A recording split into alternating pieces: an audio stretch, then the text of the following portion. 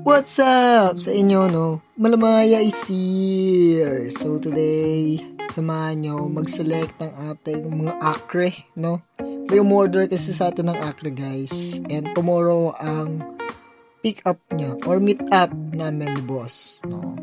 And bago tayo mag-select ng mga acre, guys, no? Ipaplex ko muna yung ating mga isda. And ito naman yung ating purple dragon, aray ko. Makikita nyo, guys, yung female, ayun, no?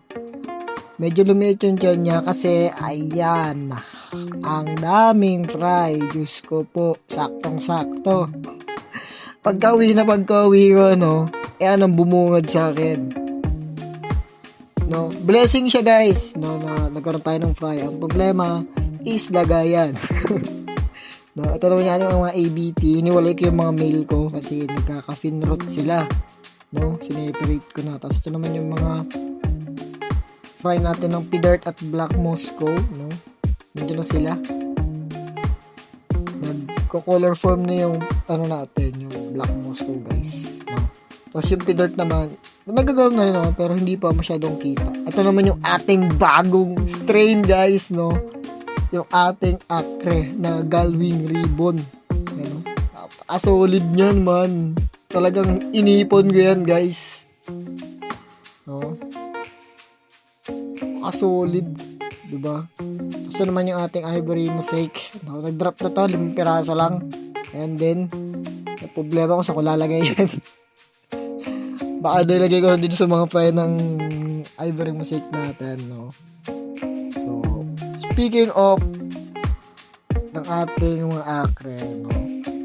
Ang bala ko sana is yung short body na fancy rin. Kaso wala tayong budget. So, ito muna, no? Pag nagka-budget, why not? Diba? Try tayo nun. And magpo-focus tayo sa acre naman. Sabi kasi, focus tayo sa acre. Tapos susunod natin is yung isang strain din na gusto ng tropa ko, no?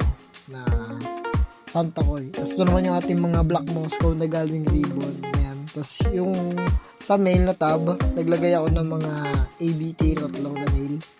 Isa doon, Cal. Nagka-red wash, no? Tapos ito naman yung ating mga ivory mosaic na fry. No? Yan sila, guys. Napakarami dyan. As in. No, nag-water change na tayo, pero yung sa baba ng tab is madumi pa rin. Hindi natatanggal. Nakadikit na eh. Tapos ito naman yung ating mga acre, no? Dito tayo magsaselect ng ating mga acre, guys. No? Normal na acre lang to. Walang short body, walang Galwing Ribbon. Normal na acre lang na red ears, no? So, itong mga to, guys, nagmo-molting na. No, magsaselect tayo ng nagre-red ears talaga, no? Kasi naman ibigay natin i-bossing ng hindi red ears, no? Bakit naman yun? Ang gusto natin is yung tiwala ng ating customer na bumili sa atin. So, ito. Select na natin, guys. At ito naman yung 5 gallons na pinaglagyan nila, no? Diyan sila until tomorrow morning, no? Iko-condition natin sila dyan.